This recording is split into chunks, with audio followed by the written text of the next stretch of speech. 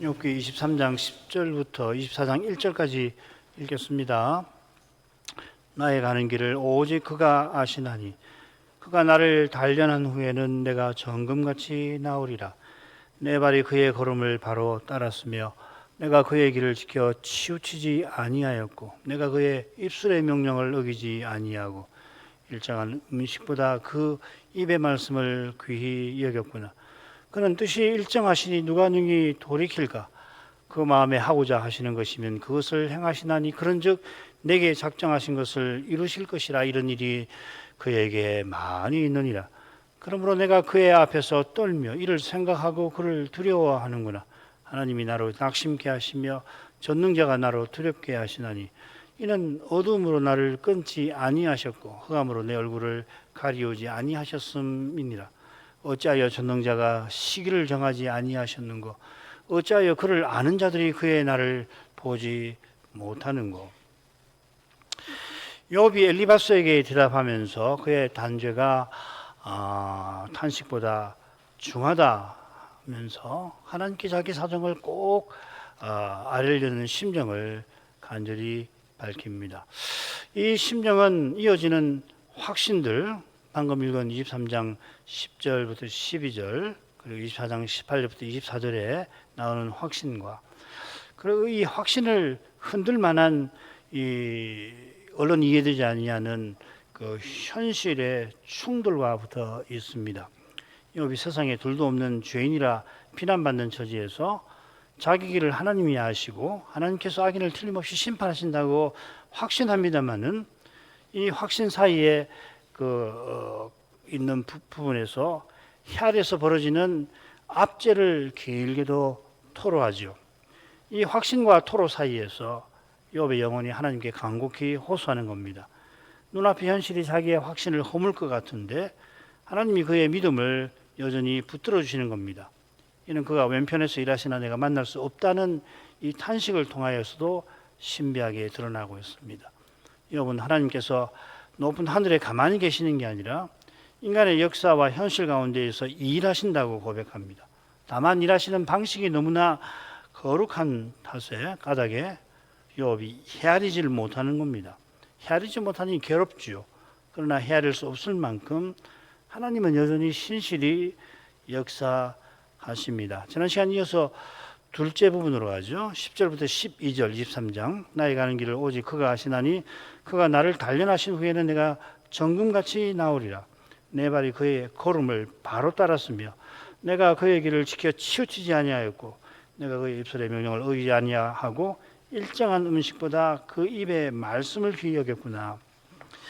이 10절 처음에 나오는 낱말 키라는 말인데 앞선 주제와 붙여서 살필만 합니다. 영역본은 절반은 이 낱말을 왜냐하면이라고 번역했고 절반은 그러나 이렇게 번역을 합니다. 그러나 하고 번역한 것은 욥이 간절히 하나님께 아뢰고자 하나 기회를 얻지 못하는 그 처지와 달리 앞에 바로 그 이야기를 했죠. 하나님께서 자기 길을 아신다고 믿는 그 점을 강조한 겁니다. 그러면 그러나라고 번역을 합니다. 한글 개역 성경도 이 그러나 번역을 택해요. 그러나가 안 보이시지만은 가운데 나오는 오직이 이 그러나라고 하는 뜻입니다. 종종 한글 개역에서 보면은 이 그러나라고 번역하면 좀 쉬운데 오직이라고 번역하는 경우가 꽤 있습니다. 대표적인 게 갈라디아서 2장 20절입니다. 이제는 내가 산 것이 아니 오직 내 안에 그리스도께서 사신 거다 것이라. 여기 오직은 내 안에만 그리스도께서 계신다거나 그리스도만 내 안에 계신다는 뜻이 아닙니다. 오직 하면 다만이라는 보통 생각하니까 그게 아니고 전에는 내 안에 내가 살았는데 그러나 그리스도께서 이제 내 안에 사신다. 이 그러나라고 하는 의미입니다. 여기서도 오직은 그런 뜻이에요. 한편 왜냐하면하고도 새길 수 있는데 그렇게 새기면 내가 헤아리지 못하는 방식으로 여호와께서 일하시는 것은 그분이 내 길을 아시는 까닭이라 이렇게 욥이 말하는 것도 같습니다. 어느 게 더 나은지 잘 모르겠습니다. 사실 어쩌면 욥만이 어떤 뜻으로 말했는지 답해 줄 수 있을 것도 같습니다. 그만큼 어렵습니다. 그만큼 지금 욥의 처지가 평범 우리가 헤아리기 어려운 데가 있듯이 욥의 심령도 욥 자신이 다 헤아리지 못하는 데가 있는 것도 같습니다. 그러니까 욥기를 해석할 때에 논리적으로만 자꾸 읽으면은 이해가 안 되는 부분이 많거든요. 욥이 지금 얼마나 갈등 가운데 있는가. 한편으로는 믿음이 있지만은 그가 당면한 현실은 그 믿음이 허물어질 만큼 매우 어려운 현실 아니에요. 그 가운데에서 한 연약한 인생이 하나님의 붙이심을 받으면서도 여전히 인간으로서는 그 앞에서 힘없이 탄식하고 낙담하고 하는 그런 모습을 놓치지 말아야 될 것입니다. 욥은 거푸 재앙받은 영문도 여전히 모르고 계속 정죄받는 이유도 여전히 헤아리지 못하는 상태인데, 더구나 이런 상태를 이제 받는 재앙이 탄식보다 중하다 밝힐 정도입니다. 지금까지 욥은 땅이 꺼져라 탄식한 정도가 아니고 속히 자기 생명을 하나님께서 거둬가 주시기를 탄식할 정도였지요. 그런데 그런 탄식마저 사그라들 지경입니다. 점점 이 고통이 깊어지는 거죠. 이런 처지에서 욥이 여전히 하나님께 호소하는 건 당연한 게 아니라 이건 신비한 일입니다. 참된 믿음이 하나님 은혜의 선물이듯이 사람이 도무지 믿을 수 없는 것을 도무지 믿을 수 없는 처지에서 믿을 수밖에 없는, 믿지 않을 수 없게 하시는 것처럼 그게 은혜지요. 낙담할 처지에서 성심께서 낙담을 이기는 확신을 욥의 영혼에 불러 일으키시는 것입니다. 하나님께서 나의 가는 길을 아신다고 했죠. 사실 나의 가는 이라고 새긴 낱말이 바로 위에서는 나로 더불어 이렇게 번역이 되어 있습니다. 그러니까 욥이 걷게 하시는 길보다 하나님께서 욥과 더불어 욥과 관련해서 욥을 위하여 취하시는 길로 저는 생각됩니다. 사실 욥은 어디로 가야 할지 모르는 처지입니다. 그저 기회만 주신다면 하나님께 자기 사정을 아뢰려는 심정뿐이죠.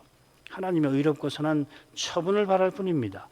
이는 메시아 보내실 날을 바라보는 것입니다. 당장 자신의 삶은 그의 눈에 그리 밝질 않습니다. 그렇지만 메시아를 보내시고 부활에 이르게 하실 하나님 그분께는 자신의 삶과 관련해서 자기가 평생 바라는 그 언약과 관련하여 선한 길이, 소망스러운 방도가 틀림없이 있을 거라고 믿는 것입니다. 욥은 하나님이 자기를 지금 단련하신다 생각합니다. 이 단련한다는 낱말이 엘리바스의 첫째 훈계에 욥이 대답하는 데서 나왔습니다. 7장 17절을 보면 분초마다 거기는 시험하신다 이렇게 하시나이까 그렇게 표현되어 있습니다. 그러니까 이 7장에서는 여호와께서 욥을 철저히 감찰하시는 모습이죠. 7장 19절 내게서 눈을 돌이키지 아니하시며 나의 침 삼킬 동안도 나를 놓지 아니하시기를, 재판장이 죄인을 신문하듯이 하나님께서 자기를 대하신다고 욥이 토로한 겁니다. 지금도 욥이 하나님의 의미로우심에 압도되어 있습니다. 그런데 여기서는 단련이라고 번역한 것처럼 두려워하는 욥의 마음에 소망의 빛이 도웁니다. 이 바한이라는 낱말을 여기 단련이라고 새긴 건 필시 정금같이 나온다 하는 표현을 고려한 거겠죠, 그죠? 이 금속 재련하고 정련하고 단단하게 만드는 이미지죠. 그렇다면은 이게 단련보다 정련이 좀 더 나을 것 같아요.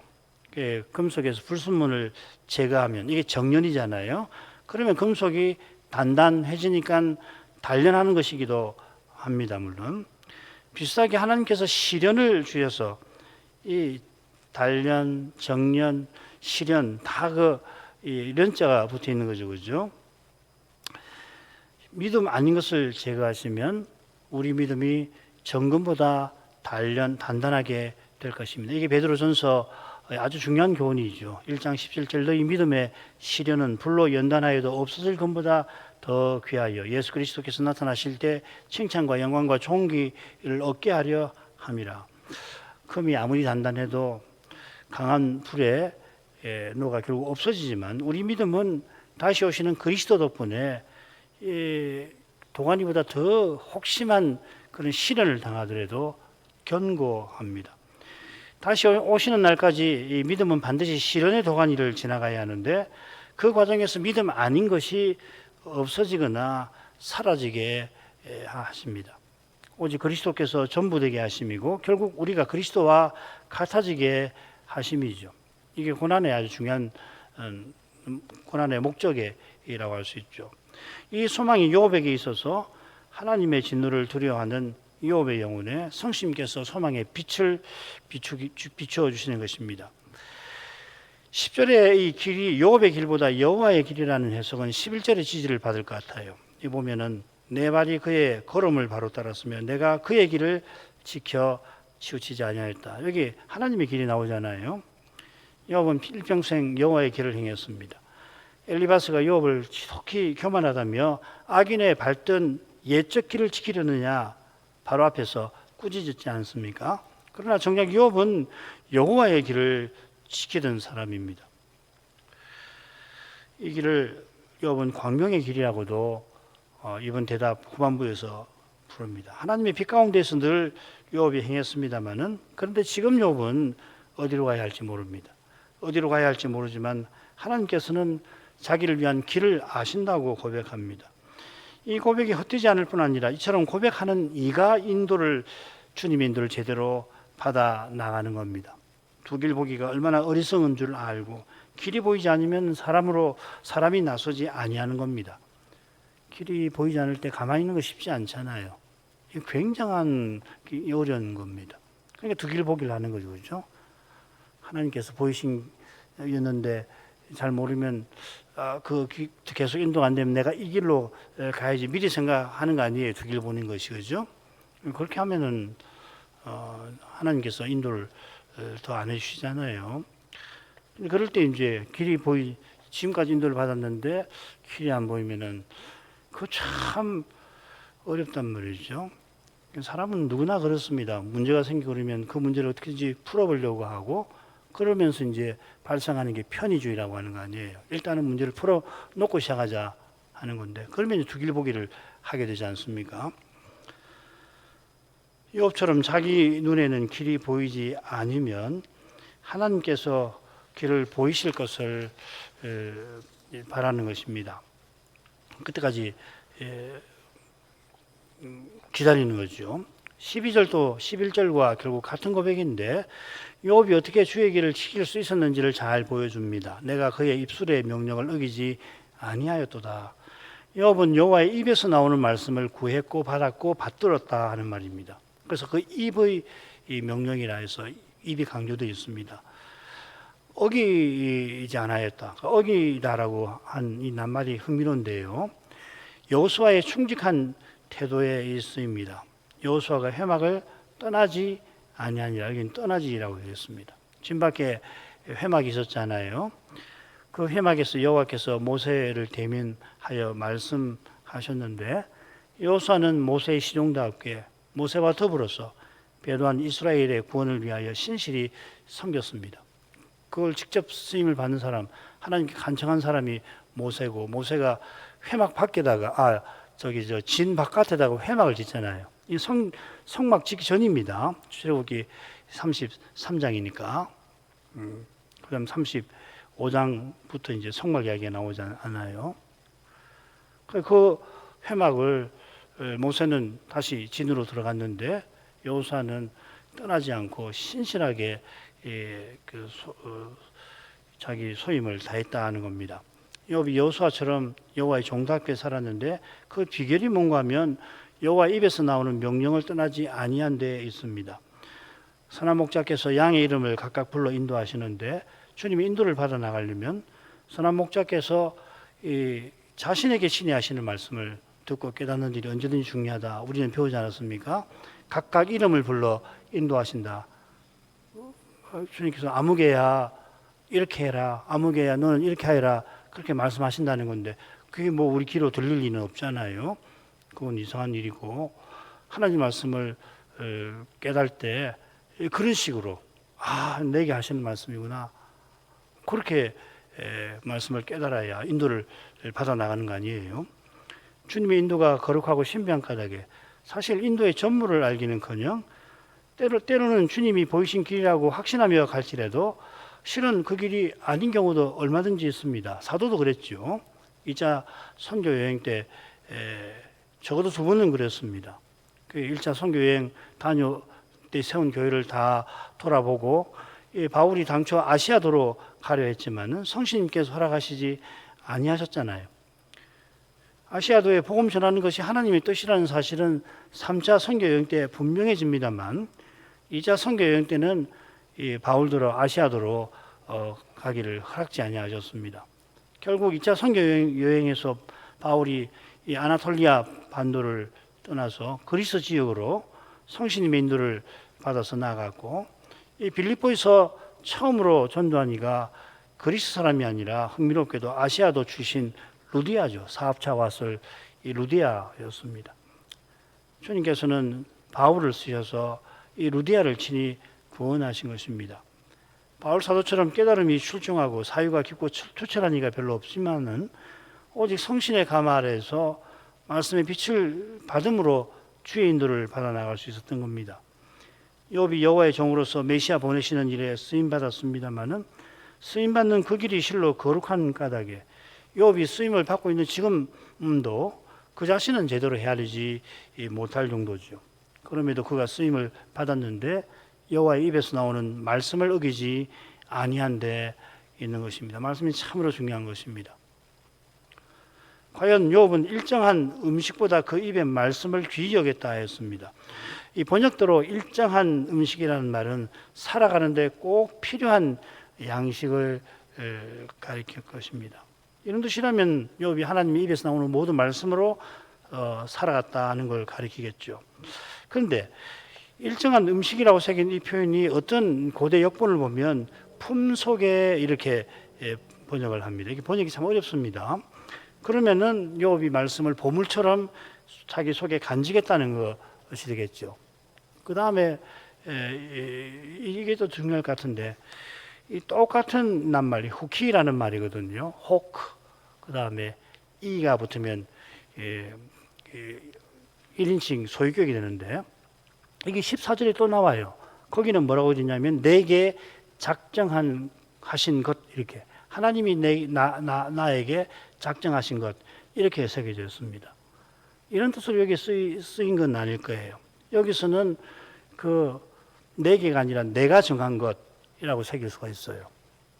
이게 이제 끝에 붙는 1인칭 소유격을 주어로도 볼 수 있고 목적격으로 볼 수 있는 거거든요.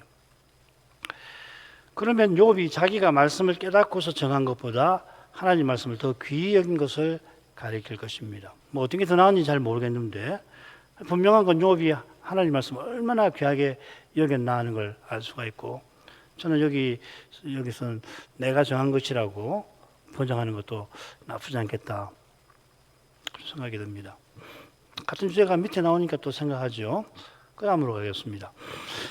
욥이 평생 하나님 말씀을 간직하고 받들었습니다마는 당장에는 그 말씀과 어긋나 보이는 저지에 놓였고 주의 길을 지키고 치우치지 않았습니다마는 지금은 그 길을 헤아리기가 힘듭니다. 자, 줄거리를 보십시다. 23장 13절부터 24장 1절까지 하나님이 친히 정하신 대로 행하심은 인생의 지식을 넘어서는 신비한 일이다 하는 거고요. 24장 2절부터 11절까지는 헤아려서 이루어지는 그 압제들을 길게 나열합니다. 그리고 24장 12절부터 17절은 하나님께서 불의를 보시지 않는 것처럼 악인들이 어둠 가운데 행한다 하는 탄식입니다. 한가운데 부분에 악인이 가난하고 악한 사람들을 압제하는 일들이 길게 나와요. 악에서 떠난 욥이 엘리바스의 모함처럼 이런 일을 행했을 리가 없고 자기가 부강한 부족 장인이 뭐 그런 일은 나와 상관없다고 눈 감았을 리도 없습니다. 지금 자기가 재앙과 정죄를 당한 탓에 이런 일이 있었는데 내가 전에는 몰랐구나 하고 생각하게 된 것도 아닙니다.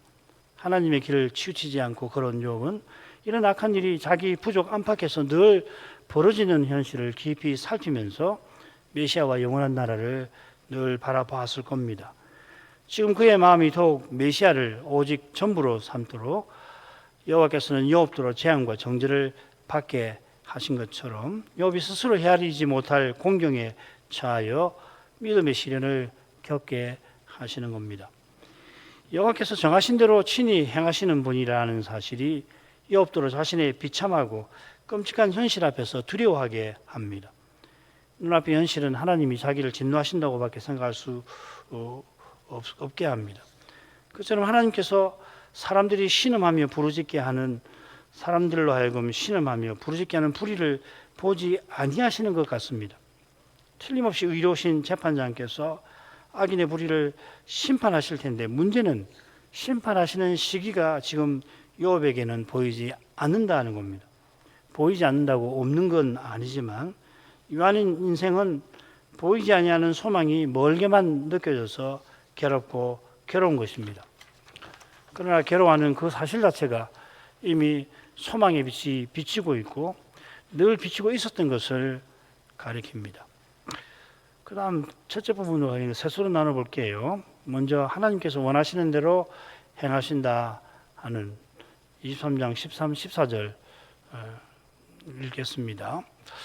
그는 뜻이 일정하시니 누가 능히 돌이킬까? 그 마음에 하고자 하시는 것이면 그것을 행하시나니 그런즉 내게 작정하신 것을 이루실 것이라. 이런 일이 그에게 많이 있느니라. 욥이 하나님 말씀을 자기 생명보다 귀히 여기며 살아왔다 고백하고는 13절에 와서 그런데 그분은 뜻이 일정하시다 합니다.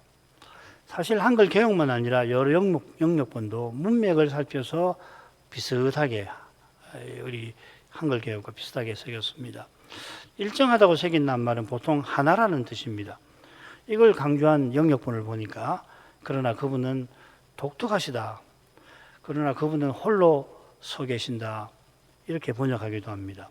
어떤 번역이 나은지 알기는 어렵지만 평생 하나님 말씀을 받들었던 욥이 말씀하시는 하나님께서 지금 자기에게 행하신 일을 이해하기 너무나 어렵다고 호소하는 모습 같습니다.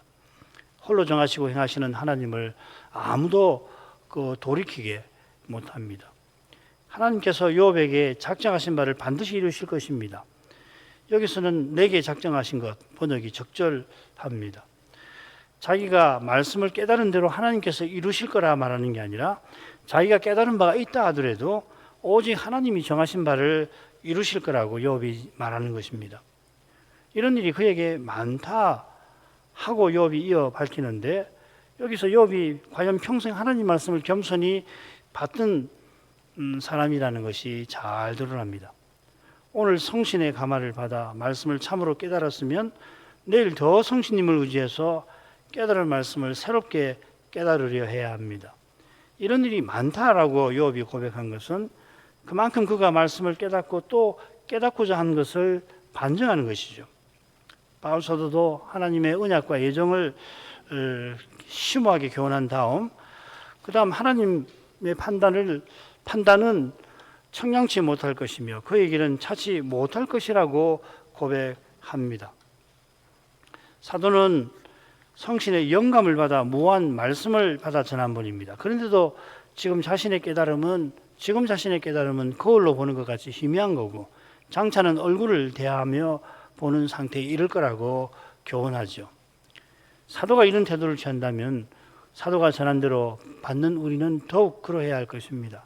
그런 겸손한 태도로 우리는 참된 확신에 점점 나아가는 겁니다.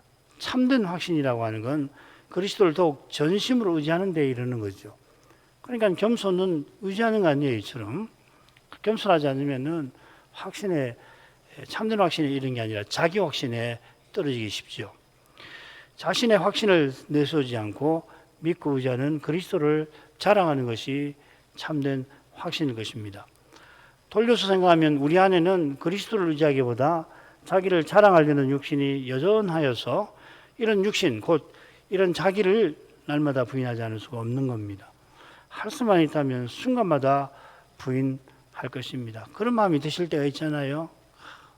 할 수만 있다면 매 순간이라도 이 지긋지긋한 아상을 부인할 수 있으면 얼마나 좋을까. 사실은 실상 그렇게 되지 않으니까 사도도 죄의 포로 상태에 지곤 졌던 거죠. 이런 비참한 경험, 오라 나는 곤고한 자로다. 이런 비참한 경험은 우리가 그리스도와 함께 고난받는 것이 우리에게 얼마나 고귀한 것임을 보여줍니다.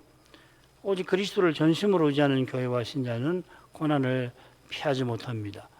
욥이 누구보다 그런 고난에 있습니다.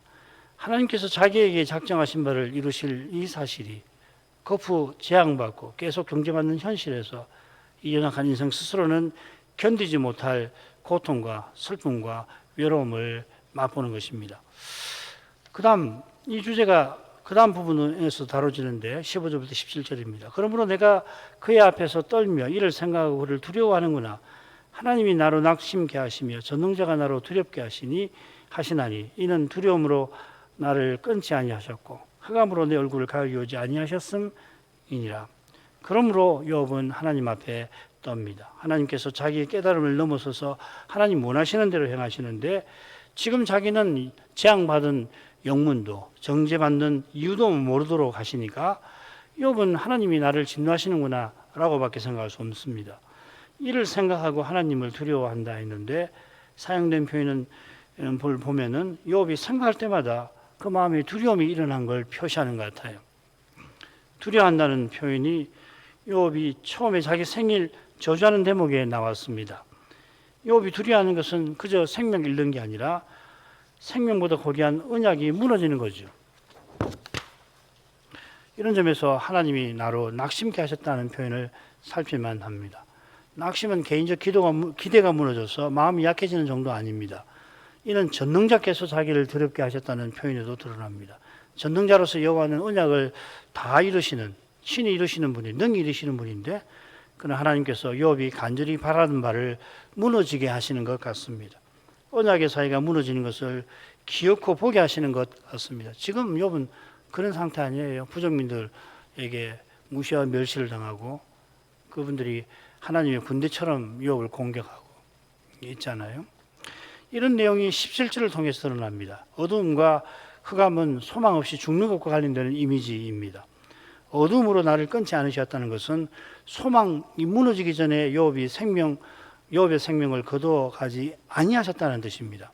굉장히 어렵죠, 그죠? 해석하기 어려운 표현인데 흑암으로 내 얼굴을 가리우지 아니하셨다는 것은 욥이 흑암을 보지 않도록 가리지 아니하셨다는 뜻입니다. 그래서 이런 뜻을 살린 번역을 제가 번역을 했는데 이는 어둠 앞에서 나를 끊지 아니하셨고 내 얼굴로부터 흑암을 가리지 아니하셨음이니라. 하나님께서 생애를 저주할 만큼 욥이 간청하는 바를 들어주시지 않고 욥이 전능자를 두려워하게 하신다 하는 말입니다. 욥이 전능자를 두려워하는 만큼 아니 그 이상으로 전능하신 하나님께서 욥을 사랑하십니다. 바울이 모든 교회를 위한 염려로 영혼이 짓눌렸지만 이 연약한 종을 통하여 주님은 자신의 모든 교회를 보살피셨습니다. 바울이 받은 고난이 그리스도의 몸이 받는 것이 되게 하시고 그리스도의 몸이 영광에 이르는 데 써주셨고 누구보다 이 점에서 바울은 많이 쓰임 받았겠죠. 더욱이 주님께서는 바울의 서신들을 쓰셔서 이후 만대의 교회를 세워나가고 계십니다. 그처럼 두려워하는 욥을 통해서 여호와께서 욥이 가장 바라던 일을 이루고 계셨습니다. 그가 바라던 그 일은 욥의 고난이 견주지 못할 십자가의 고난을 통해서 성취되는 겁니다. 십자가에서 욥이 바라던 메시아께서 자기 하나님께 참으로 버림받으셨습니다. 그래서 욥은 버림받지 않은 거죠. 이런 그리스도를 하나님께서 얼마나 사랑하셨을지 우리는 헤아릴 길이 없습니다. 24장 1절 읽습니다. 어찌하여 전능자가 시기를 정하지 아니하셨는고 어찌하여 그를 아는 이들이 그의 날을 보지 못하는고. 2절의 교훈을 위해서는 이 시기, 그의 날이 뭘 가리키는지를 알아야 합니다. 이 시기라는 말이 엘리바스의 첫째 훈계에, 날은 그의 둘째 훈계에 각각 나왔습니다. 둘은 악인이 심판받는 때를 가리킵니다. 욥이 엘리바스의 표현을 빌어다가 악인의 때를 쉽게 말하는 그의 생각을 바로 잡으려고 하는 것 같습니다. 전능자가 악인을 심판하실 시기를 정하지 아니하셨다고 했는데 이 낱말이 둘째 부분에 귀히 여긴다고 새겨져 있습니다. 이 용례를 고려하면은 악인의 심판에 관하여 하나님께서 충분히 신경 쓰시지 않는다고 욥이 생각하는 것 같아요. 비슷하게 전능자를 아는 자들이 그의 날을 보지 못한다는 표현도 욥의 복잡한 심경을 드러냅니다. 욥 역시 둘째 부분에서 여호와께서 어디로 가야 할지 모르는 자기를 위하여 한 길을 알고 계신다고 고백했습니다마는 여호와께서 그런 분이심을 아는 욥의 눈에 정작 악인의 날 심판하시는 날이 보이질 않습니다. 그래서 욥은 어찌하여 탄식합니다. 욥의 탄식은 이어나오는 부분에서 욥이 길게 언급할 불의한 현실과 붙어 있죠. 이 현실이 실은 여호와께서 죄와 죽음의 권세를 물리치시는 과정에서 생기는 것입니다마는 여호와께서 가시는 그 길이 너무나 거룩하여서 심지어 욥처럼 고난받게도 하십니다. 욥만큼 고난받는 이가 또 있을지 알기 힘들 정도이듯이 욥이 메시아를 바라는 만큼 그의 고난은 무거워서 탄식이 그의 입에서 마음에서 나오는 겁니다. 비슷하게 그리스도의 재림을 참으로 바라는 교회와 신자도 재림의 순간까지 탄식합니다. 로마서 8장 23절에 그것이죠. 당장에는 신자가 고난의 무게에 눌려 탄식하는 것 같습니다만은 실은 영광의 무게에 눌려 그래야 합니다. 다시 오시는 주님을 바라는 만큼 탄식이 일어납니다만은 탄식하는 우리 안에서 성심께서 말할 수 없는 탄식으로 우리를 위하여 간구하십니다. 이 성신의 간구를 하나님께서 들으시고 우리가 탄식하며 바라는 것을 이루어 가십니다. 그 길에 성신의 의와 평안과 희락이 임합니다.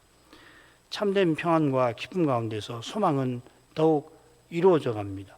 로마서 5장의 말씀을 인용하고 마치겠습니다. 다만 이뿐 아니라 우리가 환난 중에도 즐거워하나니, 이게 환난 중에도 되고요, 환난을 즐거워하나니라고 번역할 수 있습니다.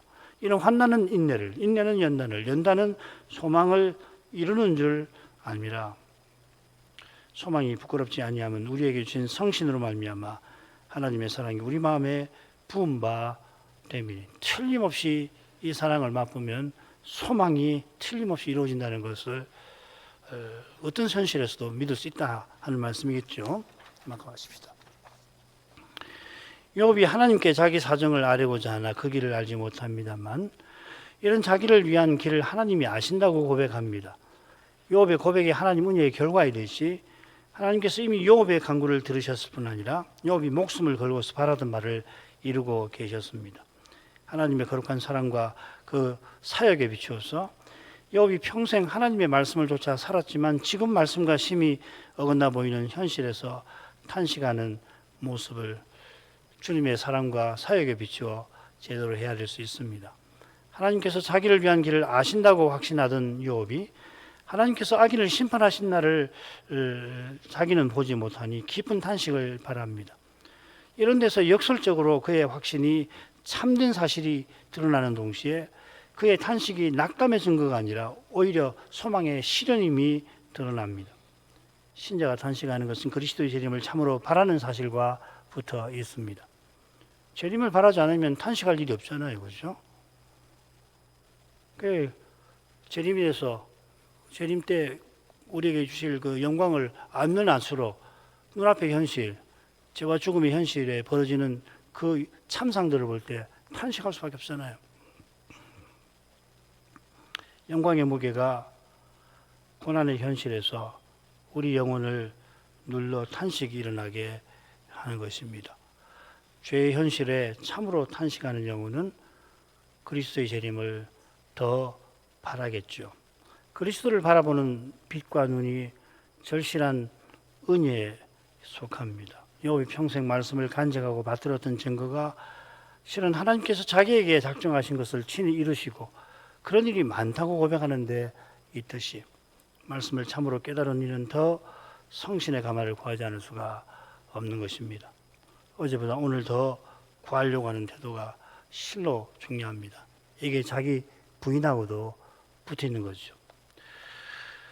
이런 태도를 구하고 또 말씀을 주시라고 구하겠습니다. 기도하겠습니다. 거룩하신 아버지, 욥이 엘리바스의 훈계에 대답하던 그 저주와 심정, 그 고백과 확신과 또 그 탄식에 관하여 살펴보게 하셨습니다. 그가 거듭 재앙받아도 그 영문을 알지 못하다가 친구들에게 계속 정죄받고 있는 이유를 헤아리지 못하는 그런 처지에서 스스로는 하나님이 자기를 진노하신다고밖에 생각할 수 없지만은 그런 하나님께 어떻게든 자기 사정을 아뢰고자 하는 심정을 계속 품는 것은 성심께서 그의 괴롭고 슬픈 영혼의 소망의 빛을 계속 비추신 결과라고밖에 생각할 수 없나이다. 하나님의 비상한 은혜가 아니고서는 욥이 이렇게까지 고난받는 중에도 하나님께서 욥을 위한 길을 틀림없이 아시고 마침내는 그 길로 자기를 이끌어 주실 거라고 고백할 수가 없었을 줄 아옵나이다. 그처럼 그가 평생 하나님 말씀을 어기지 않고 그 말씀을 귀히 여기며 살았던 터라 하나님께서는 원하시는 대로 자기에게 작정하신 일을 이루시고 그와 같은 일이 적지 않은 것을 고통스럽지만은 욥이 겸손히 고백할 수 있었던 줄 압니다.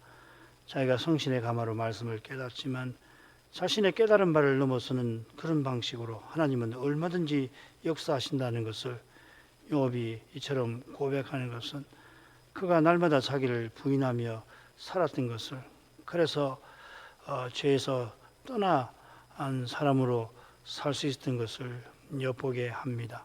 자녀들이 형제의 생일에 모여 잔치한 다음 날 자녀들을 모아놓고 그들을 위하여 하나님께 번제를 드린 것처럼 인생이 하나님의 뜻대로 살아갈지라도 자기 모르는 사이 얼마든지 말씀을 범할 수 있고 심지어는 하나님의 거룩하심을 자기도 모르고 모르는 사이 침해할 수 있다는 것을 욥은 실로 철저하게 터득해 나갔을 줄로 압니다.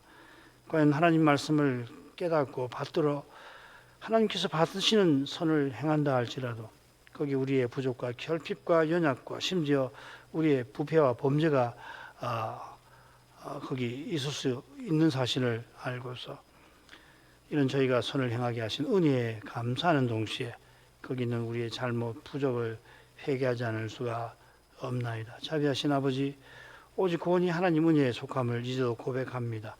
그리스도께서 내가 내 교회를 세우리라 하신 약속을 더욱 바라보며 약속 이루고 계시는 그리스도를 더욱 의지합니다. 사람의 눈에 주님의 약속이 영영 이루어지지 않을 것 같이 보이는 현실에서 예수께서 친히 주님의 교회를 세워가신다는 이 진리를 새롭게 깨닫게 하심으로 또 그 주님을 바라며 의지하게 하시옵소서. 도저히 해답이 보이지 않는 현실을 만날 때 거기 갇히지 않고 그 현실 위에 계시며 자비하고 전능하신 손으로 그 원하시는 선한 뜻을 이루어 가시는 하늘 아버지를 더욱 부를 수 있게 해 주옵소서. 하늘 아버지께서 자기 아들을 아끼지 않고 내어주신 그 거룩한 사랑을 늘 깨닫기를 힘쓰게 하심으로 그 사랑에 이끌려서 하나님을 사랑하고 또한 형제와 이웃을 참으로 사랑할 수 있게 하여 주옵소서.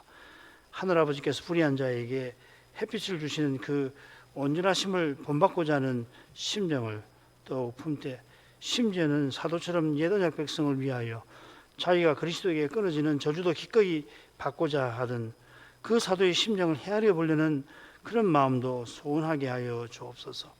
바울이 그런 심정을 품은 것이 십자가 지시고 부활하신 그리스도께서 성신으로 바울 안에 사신 거기에 있듯이 동일한 성신을 우리에게 주신 은혜를 더 깨닫게 해주시고 그래서 내게서 그리스도가 참으로 존귀되시게 하여 주옵소서. 예수님 이름으로 기도합니다. 아멘.